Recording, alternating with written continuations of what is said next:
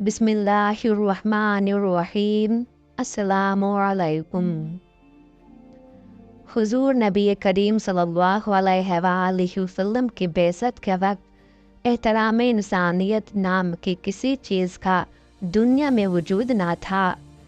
एहतराम इंसानियत का मतलब है रवादारी, कुशादा दिली, बिला इम्तियाज़ मज़हब व मिल्लत, अदल व इंसाफ और खिदमत खल्क़, तासुब और असबियत से एहतराज़, तंग नज़री, फितना व फसाद और जुल्म व जौर से इज्तनाब, दीन के मामले में किसी पर सख्ती न करना वगैरह। हुजूर सल्लल्लाहु अलैहि वसल्लम जिस मुआशरे में मबऊस हुए वहाँ इंसानी जान की कीमत मक्खी और मच्छर के बराबर भी न थी। मामूली बातों पर मुख्तलिफ कबाइल में कुछ तो खून शुरू हो जाता था जो नस्ल दर नस्ल साल साल तक चलता रहता था। उन लोगों में रवादारी और कुशादा दिली का तस्वुर तक न था और हर कबीला असबियत जाहिलिया में बुरी तरह मुब्तला था। इंसानियत की इससे ज़्यादा तस्लील क्या होगी कि नौमौलूद या कमसिन मासूम बच्चियों को जिंदा ज़मीन में दफन कर देते थे। बाप के कसूर का बदला बेटे से और बेटे के कसूर का बदला बाप से लेने में कोई कबाहत नहीं समझी जाती थी। एक इंसान की ख्वाहिश पर हज़ारों बेगुनाह इंसानों को मौत के घाट उतार दिया जाता था। बुतों के स्थानों पर इंसानी गोश्त और खून के चढ़ावे चढ़ाए जाते थे। दुश्मन की लाशों का मुसला किया जाता था, यानी लाशों के आज़ा काट लिए जाते थे।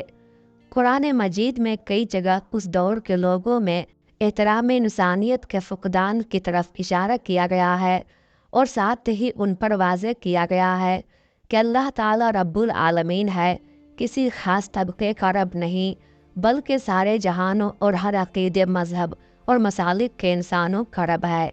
यहाँ तक कि जो उसको नहीं मानते यानी दहरी और मुल्हिद, उनको भी रोज़ी, सेहत और दुनिया की दूसरी नेमतें अता करता है। इस हकीकत को मौलाना हाली रहमतुल्लाह अलैह ने यूँ बयान किया है। ये पहला सबक था किताब खुदा का कि है सारे मखलूक कुंबा खुदा का। ये दुरुस्त है कि अल्लाह ताला ने इस्लाम को दीन हक और अपना पसंदीदा दीन करार दिया है, लेकिन साथ में सूरह बकरा में ला इकराह फिद्दीन भी फरमा दिया है, यानी दीन में कोई ज़ोर ज़बरदस्ती नहीं। गोया हर इंसान को अल्लाह ताला ने इख्तियार दिया है कि अपनी खुशी से इस्लाम कबूल करे या अपने मज़हब पर कायम रहे। उस पर अपना मज़हब तब्दील करने के लिए ज़ोर ज़बरदस्ती से काम नहीं लिया जाएगा। सूरह कहफ में फरमाया गया है, जो चाहे ईमान लाए और जो चाहे काफिर रहे, यानी हक को मानने से इनकार कर दे। सूरतुल माइदा में इरशाद हुआ है, जिसने किसी इंसान को खून के बदले यानी क़िसास के सिवा या ज़मीन में फसाद फैलाने के सिवा किसी और वजह से कत्ल किया, उसने गोया तमाम नोए इंसानी को कत्ल कर दिया। और जिसने किसी इंसान की जान बचाई, उसने गोया तमाम इंसानों की जान बचाई, यानी तमाम इंसानों को ज़िंदगी बख्श दी। गौर कीजिए कि इस आयत करीमा में मुसलमान का लफ्ज़ इस्तेमाल नहीं किया गया, इसके बजाय नफ्स यानी इंसान का लफ्ज़ इस्तेमाल हुआ है।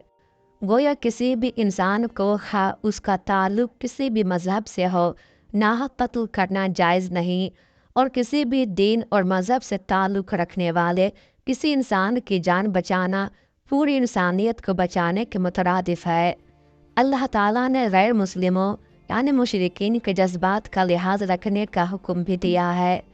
सूरतुल अनाम में इरशाद हुआ है, ये मुशरिक अल्लाह के सिवा जिनको पुकारते हैं उनको गालियाँ ना दो, कहीं ऐसा ना हो कि ये शिर्क से आगे बढ़कर जहालत की बिना पर अल्लाह को गालियाँ देने लगें। रसूल अकरम सल्लल्लाहु अलैहि वसल्लम की हयात तैयबा कुरान मजीद की अमली तफसीर थी। आप सल्लल्लाहु अलैहि वसल्लम ने एहतराम इंसानियत और कुशादा दिली का जो नमूना पेश किया, उसकी मिसाल नहीं मिलती। एहतराम इंसानियत के सिलसिले में हुजूर सल्लल्लाहु अलैहि वसल्लम के तर्ज अमल की चंद झलकियाँ मुलाहिज़ा फरमाइए। हज़रत जाबिर बिन अब्दुल्लाह रज़ी अल्लाह ताला अन्हु बयान करते हैं کہ ہمارے پاس سے ایک جنازہ گزرا۔ رسول اللہ صلی اللہ علیہ وآلہ وسلم اس کو دیکھ کر کھڑے ہو گئے اور ہم لوگ بھی آپ صلی اللہ علیہ وآلہ وسلم کے اتباع میں کھڑے ہو گئے۔ پھر ہم نے عرض کیا، یا رسول اللہ، یہ تو ایک یہودی کی میت تھی۔ آپ صلی اللہ علیہ وآلہ وسلم نے فرمایا، کیا وہ ایک فرد انسانی نہ تھا؟ جب تم کسی جنازے کو دیکھو تو کھڑے ہو جایا کرو۔ حضرت ابو ذر غفاری رضی اللہ تعالی عنہ کا بیان ہے کہ ایک دن ایک سیاہ رنگ والے صحابی رسول اللہ صلی اللہ علیہ وآلہ وسلم کے پاس بیٹھے تھے۔ میں نے ان کو آواز دی، اے سیاہ رنگ والے۔ اس پر حضور صلی اللہ علیہ وآلہ وسلم ناراض ہو گئے اور فرمایا، پیمانہ پورا بھر، پیمانہ پورا بھر۔ یہ عرب کا ایک محاورہ ہے جس کا مطلب ہے ہر شخص کو پیمانہ بھر کر دے، سب کو ایک پیمانے سے دے، کسی کو کم یا زیادہ نہ دے، یعنی انسان کے درمیان امتیاز نہ کرے۔ پھر آپ صلی اللہ علیہ وآلہ وسلم نے فرمایا، کسی گورے کو کسی کالے پر محض رنگ کی بنا پر کوئی فضیلت نہیں۔ ابو ذر رضی اللہ تعالی عنہ کہتے ہیں کہ حضور صلی اللہ علیہ وآلہ وسلم کا یہ ارشاد سن کر میں اس قدر شرمندہ ہوا کہ زمین پر لیٹ گیا اور ان صاحب سے کہا کہ کھڑا ہو جا اور میرے چہرے کو روند ڈال، میرے منہ کو اپنے پیروں سے مسل دے۔ رسول اکرم صلی اللہ علیہ وآلہ وسلم مکہ سے ہجرت فرما کر مدینہ تشریف لائے تو سب سے پہلا اہم کام آپ نے یہ کیا کہ یہود سے معاہدہ صلح و آشتی کیا، جس میں یہود کو نہ صرف مکمل مذہبی آزادی دی گئی بلکہ شہری اور ثقافتی معاملات میں بھی ان کو مسلمانوں کے برابر حقوق دیے گئے۔ 9 ہجری میں نجران سے عیسائیوں کا ایک وفد حضور صلی اللہ علیہ وآلہ وسلم کی خدمت میں حاضر ہوا۔ آپ صلی اللہ علیہ وآلہ وسلم نے 60 آدمیوں پر مشتمل اس وفد کو مسجد نبوی میں ٹھہرایا اور اس کے ارکان کو اپنے طریق پر نماز پڑھنے کی اجازت دی۔ اگرچہ ان لوگوں نے اسلام قبول نہ کیا، لیکن حضور صلی اللہ علیہ وآلہ وسلم نے ان کی تکریم میں کوئی کمی نہ کی۔